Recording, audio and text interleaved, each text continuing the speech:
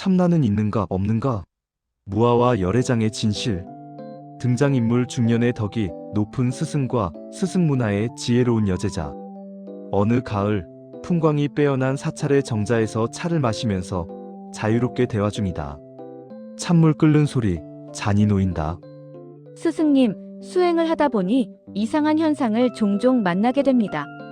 생각은 멎었는데 멍하지 않고 완전히 깨어 있습니다. 나라는 감각은 사라졌는데 또렷함은 남아 있습니다. 이걸 어떤 분은 참나라고 부르고 어떤 분은 무아라 하고 또 어떤 분은 열애장이라 합니다. 도대체 어느 쪽이 맞습니까? 오늘 우리가 다룰 대상은 언어로 완전히 설명될 수 없는 현상이다. 맞고 틀림을 가르기 전에 먼저 묻자. 그 또렷한 현상을 형태로 볼 수 있느냐? 아닙니다. 소리로 들을 수 있느냐? 아닙니다. 그럼 냄새나 맛, 감촉으로 잡히느냐? 그것도 아닙니다. 좋다. 이미 반은 답했다. 볼 수 없고 들을 수 없고 감각으로 붙잡히지 않는 것. 이것을 불교에서는 먼저 진공이라 부른다. 진공이면 정말 아무것도 없는 공허가 아닙니까? 이것이 수행하는 사람들이 가장 많이 하는 오해다. 진공이라고 해서 아무 경험도 없는 멍텅구리 공이 아니다.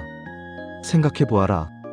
네가 지금 이 말을 듣고 있다는 사실은 분명하지 않느냐? 그렇습니다. 듣고 이해하고 있습니다. 그렇다면 아무것도 없다는 말은 틀렸다.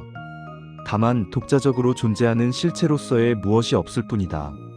즉 진공이란 존재하지 않음이 아니라 독자적으로 존재하는 실체가 없습니다. 그럼 분명한 알아차림의 작용이 있는 이 상태는 무엇입니까? 그래서 붙는 말이 묘이다. 생각이 일어나고 알미 일어나고 연기가 작동하고 자비와 지혜가 발현된다. 그런데 그 모든 작용의 주인이 있느냐? 없습니다. 일어날 뿐입니다. 생각이 일어나되 생각하는 자가 없고 알미 일어나되 아는 주체가 없습니다. 바로 그 점이 묘하다 해서 묘이다. 그럼 진공과 묘유는 서로 반대입니까? 아니다. 진공이기에 묘유가 가능하고 묘유이기에 진공이 드러난다. 그래서 이 두 말을 합쳐서 진공묘유라 부른다. 그런데 어떤 수행자들은 이 또렷한 자리를 참나라고 부릅니다. 사용해도 되는 말입니까? 조건부로 가능하다. 조건이라면요? 그것을 영원한 실체로 붙잡지 않고 독립적 존재로 상정하지 않으며 나의 소유로 만들지 않는다면 편의상 참나라 불러도 된다. 왜냐하면 사람들은 나라는 말을 들으면 자동으로 영원, 주체, 소유를 떠올려서 상정하기 때문이다. 이처럼 불교에서 말하는 참나는 아트만도 아니고 브라만도 아니며 신적 실체도 아니다. 그저 분별 이전의 또렷이 맑은 자각, 즉 주인 없는 알을 가리키는 임시 이름일 뿐이다. 불교에서는 이 자리를 열의 청정심, 진여, 무심지심, 청정광명심, 즉 모든 곳에서 빛나는 의식이라고 부른다. 그런데 왜 굳이 무아라고 합니까? 참나라면 나가 있어야 하지 않습니까? 무아란 말의 뜻을 다시 보아라. 무아란 나는 없는 존재구나. 그럼 모든 게 허무한 거네. 라는 말이 아니라 독자적으로 존재하는 주체가 없다는 말이다. 열의 청정심, 청정광명심은 볼 수도 없고 들을 수도 없고 경계 지을 수도 없어서 끝까지 대상화되지 않는다. 그러니 나라고 부를 자격이 없다. 그래서 무아이다. 무아라면 아무 원인도 없는 것 아닙니까? 그런데 왜 묘한 이치가 있다고 합니까? 이치를 이렇게 이해해보아라. 모든 생각은 여기서 일어나고 모든 연기는 여기서 가능해지고 모든 깨달음은 여기서 드러난다. 하지만 그 바탕 자체는 볼 수 없고 붙잡을 수 없고 실체화할 수 없다. 그래서 이것을 제1원인이라 말하되 신으로 만들 수 없는 자리라고 한다. 힌두교의 아트만이나 브라만과는 어떻게 다릅니까? 아트만과 브라만은 영원히 존재하고 독립적으로 존재하고 불멸하며 전능하다. 그래서 불교는 이것을 전부 부정한다. 불교의 참나는 작용은 있으나 실체는 없다. 이런 차이를 놓치면 길을 잃는다. 그래서 결국 이런 말이 나온 것이군요. 무아가 참나이고 참나가 무아다. 그런데 이게 논리적으로는 이해가 잘 안 됩니다. 논리로 이해하려 하지 마라. 이 말은 경험의 언어다. 참나를 실체로 붙잡으면 아트만이 되고 무아를 허무로 오해하면 곧 단멸론이 된다. 그 둘을 동시에 놓았을 때 비로소 이 말이 살아난다. 파도를 보아라. 파도는 분명히 있다. 그러나 독립된 실체는 아니다. 바다는 텅 비었으나 모든 파도의 바탕이다. 바다를 나라 하면 잘못이고 바다를 없다 하면 또 틀리다. 불교는 그 둘을 다 취하지 않는다. 그러니 이렇게 기억해라. 참나는 붙잡을 수 없기에 무아이며 무아는 텅 비었기에 모든 것을 낳는다.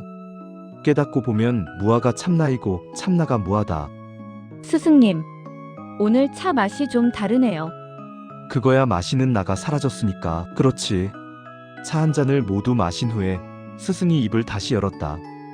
이제 이 대화를 불교 경전의 언어와 도가 경전의 언어로 하나씩 겹쳐서 머리로도 길을 잃지 않게, 수행 중에도 착각하지 않게 조금 더 천천히 또렷하게 풀어보자. 스승님, 불교 경전에서는 생각은 멎어 있는데 멍하지 않고 나는 없는데 또렷한 자리를 뭐라고 했습니까? 먼저 아함경부터 보자. 부처님은 단 한 번도 참나가 있다 라고 말씀하지 않으셨다. 대신 이렇게 말한다. 보는 것에는 보는 것만 있고 듣는 것에는 듣는 것만 있다. 거기에 그것을 보는 나는 없다. 이 말의 뜻이 뭐냐면 생각은 일어나지만 생각하는 자는 없고 알문 분명하지만 아는 주체는 없으며 또렷하지만 거기에 나라는 중심은 없다는 것으로 경험이 없다가 아니라 경험의 주인이 없다는 뜻이니 조금 전에 네가 말한 상태와 정확히 일치한다. 그래서 초기 불교에서는 이 자리를 아무것도 없음이라 하지 않고 무아라고만 말한다. 괜히 이름 붙이면 곧 붙잡기 시작하기 때문이다. 그런데 수행자들은 늘 이렇게 묻는다. 스승님, 분명히 또렷한 무엇이 있는데 이걸 그냥 없다고만 하면 너무 허전합니다. 그래서 대승불교에서 방편 언어가 나온다. 일체 중생에게 열애장이 있다. 대승기신론. 열애장은 공하지만 단멸의 공이 아니다. 능가경. 한 생각 일어남이 곧 법계요. 법계는 본래 청정하다. 화엄경. 이 말들의 공통점은 이것이다. 진공이라고 해서 멍텅구리 공이 아니다. 작용은 분명히 있다. 그러나 실체는 없다. 붙잡으면 즉시 잘못된다. 그래서 붙은 이름들이 바로 이것이다. 열애장, 청정광명심, 무심지심, 진여, 법성. 이 이름들은 전부 경험을 가리키는 손가락이지 붙잡으라고 준 실체가 아니다. 스승님, 이 참나라는 말은 왜 위험하면서도 쓰였습니까? 불교에서도 솔직히 인정한다. 이 자리는 너무 또렷해서 사람들은 반드시 나라고 착각한다. 그래서 선종의 경전인 육조단경에서는 이렇게 말한다. 본래 한 물건도 없다. 그런데 동시에 또 이렇게 말한다. 본래 자성은 항상 밝다. 이게 뭐냐면 없다고만 하면 수행이 죽고 있다고 하면 즉시 망상이다.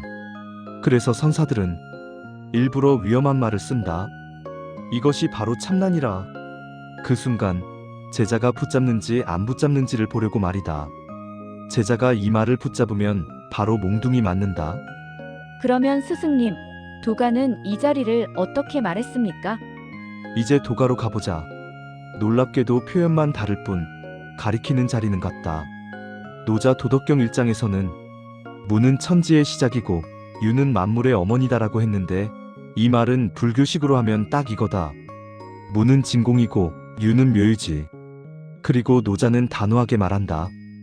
도는 말로 표현할 수 있지만 진정한 도는 말로 규정될 수 없다. 이 말은 도는 말로 설명되는 순간 이미 가짜라는 뜻이다. 그리고 장자는 제물론에서 진이는 자기를 의식하지 않는다. 대종사편에서는 하늘과 땅은 나와 함께 생겨났고 만물은 나와 하나다.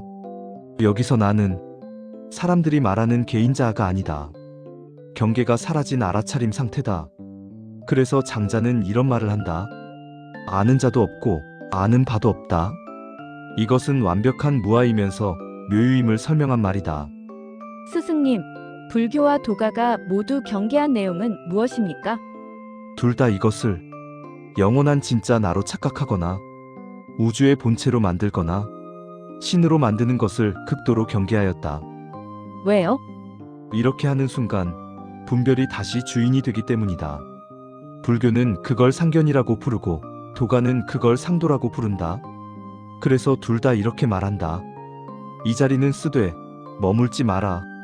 알되 붙잡지 마라. 박되 내 것으로 만들지 마라. 다시 처음 질문으로 돌아가자. 이걸 어떤 이는 참나라고, 어떤 이는 무아라고, 어떤 이는 열애장이라 합니다. 도대체 어느 쪽이 맞습니까? 라고 질문했는데 내 대답은 이렇다. 전부 맞고 전부 틀렸다.